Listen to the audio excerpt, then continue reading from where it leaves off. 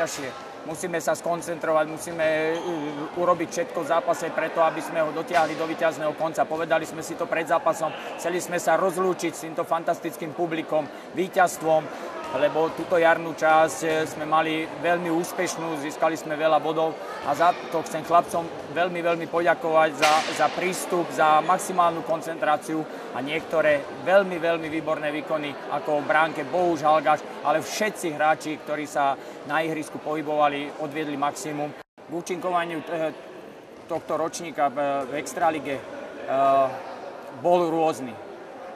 Vstúpili sme do ňoho s očakávaním.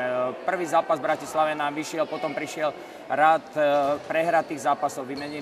Bol vymenený tréner. Nakoniec sme prešli v decembri na úsporný režim, niektorí sponzori odstúpili, takže bol náročný tento ročník. Ale od začiatku sme vraveli, že treba byť trpezlivý, že tie výsledky sa určite dostavia, lebo sú to skúsení hráči. A nakoniec si myslím, že tej jarnej časti sa to ukázalo, že vieme aj vyhrávať, vieme hrať dobré zápasy. Škoda, že už je záver, sme pomerne dobre rozbehnutí, ale taký je šport. Prepálili sme začiatok, jesennú časť a teraz ťažko niečo doháňať, ale ja si myslím, že je to veľký úspech Topolčianskej hádzanej. Neskončili sme posledný, hoď sa aj nevypada. Skončili sme na 6. mieste, pred začiatkom sezóny sme si vraveli 5., 6. bude úspech a si myslím, že čiastočne sa nám to podarilo.